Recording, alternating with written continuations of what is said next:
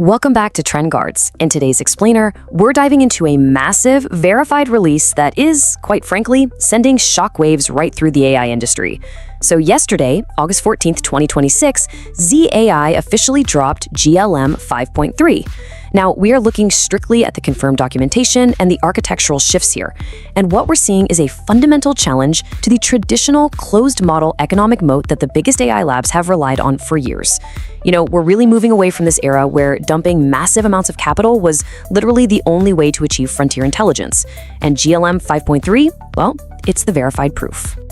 Let's jump right in and anchor our analysis to a verified score, 88.2.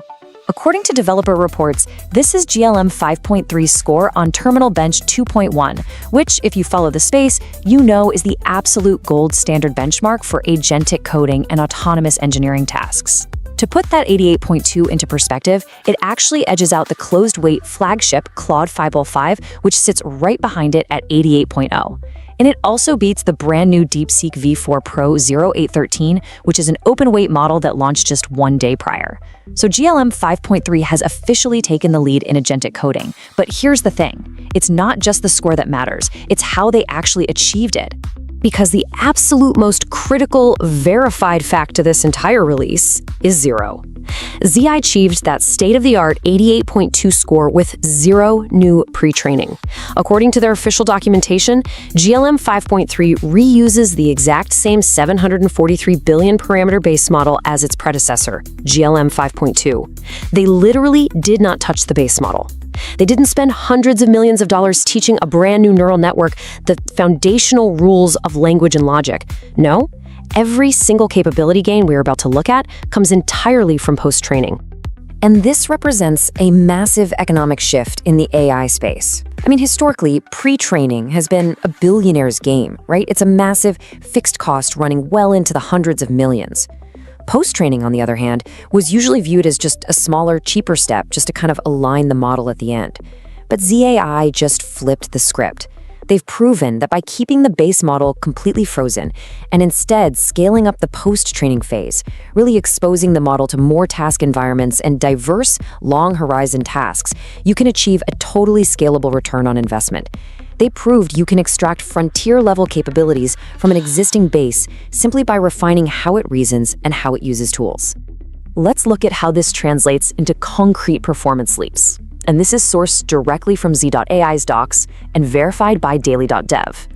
On Terminal Bench 3.0, we see this absolutely massive jump from 4.6 in the older model all the way up to 28.3 in GLM 5.3. Then, on DeepSWE V1.1, which measures deep software engineering stuff like multi-file refactoring and complex debugging, it climbs from 46.2 to 66.9. I want to be clear, these are not just incremental tweaks. These are generational leaps in autonomous coding and problem solving, and it is entirely driven by scaled reinforcement learning and post-training data. So GLM 5.3 didn't just get better at software engineering, it actually developed unexpected capabilities way beyond its core focus. Z.ai trained this model for long-horizon engineering tasks, sure, but in doing so, they triggered what we call emergent capabilities. These are skills that just arise spontaneously when a model hits a certain threshold of reasoning and scale. Based on findings from researchers Xuan Li, we can map out this exploitation chain. The model is demonstrating substantially stronger capabilities starting right at vulnerability discovery, then moving into exploit analysis, and even extending into complex, multi-step security tasks. Basically, the model's ability to reason through code architectures to build software inherently gave it the ability to deconstruct code to find flaws. And this emergent skill leads us to a highly significant metric, 84.5. According to the cybersecurity evaluation platform Decentral, GLM 5.3 hit a state-of-the-art score of 84.5 on CyberGym specifically for vulnerability discovery. Now, for an open-weight model to hit SOTA on a rigorous security benchmark simply through emergent post-training gains is a major milestone. And trust me, it's one that the security industry is taking very, very seriously. Just to give you a verified, real-world example of what that 84.5 score actually means in practice. According to a verified report from TechMeme, Z.ai confirms that GLM-5.3 successfully discovered a 45-year-old software bug. I really want you to think about that for a second. This vulnerability has existed undetected in production software since 1981. That means this bug is quite literally older than the modern internet itself.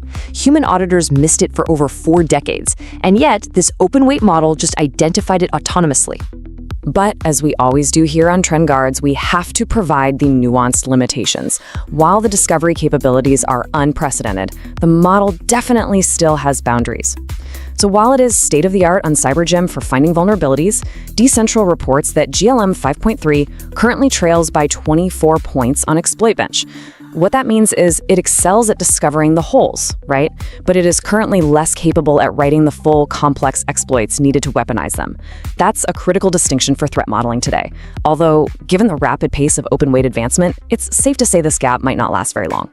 And because of this rapid advancement, analysts are definitely raising some red flags. Security analyst Joshua Sachs actually stated that the open-weight GLM lineage is, in his words, the real security emergency, because it provides democratized access to offensive cyber agents. See, unlike closed models, think like Mythos 5, which sit behind very strict corporate API guardrails and access controls, GLM 5.3 is available via an open MIT license. Anyone can download the weights, strip out the safety prompts via fine-tuning, and just run it locally on their own hardware. And that sentiment is really part of a broader industry consensus right now. The cybersecurity firm Arctic Wolf is calling this moment a new phase of accessible frontier AI. The dynamic here has fundamentally shifted. Capabilities that were historically locked tight inside highly secure, restricted labs are now entirely downloadable to literally any server in the world. We are watching the asymmetry between cyber offense and defense shift in real time. Given these huge breakthroughs in both coding and cyber, let's take a step back and look at the broader market context. Based on Kingy's recent analysis, the open-weight ecosystem is no longer just this monolith trying to catch up to closed models.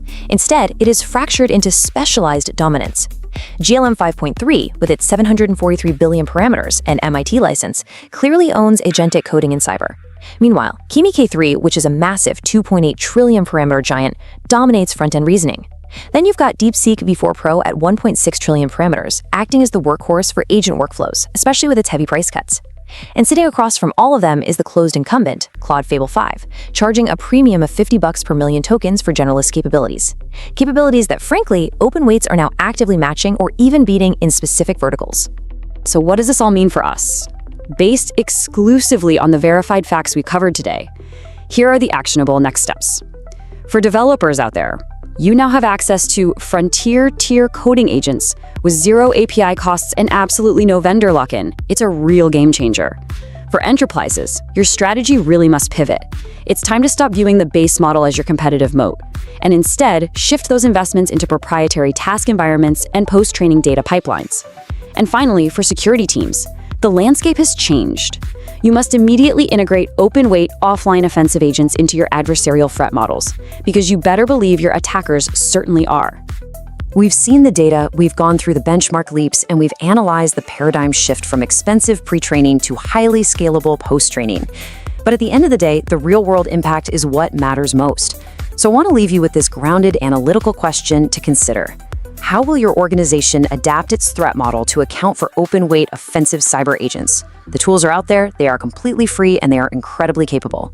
Thank you so much for joining me for this explainer on Trend Guards. Stay informed, stay secure, and we'll see you next time. Thanks for watching. Don't forget to like, subscribe, and share. It really helps the channel grow. See you in the next video.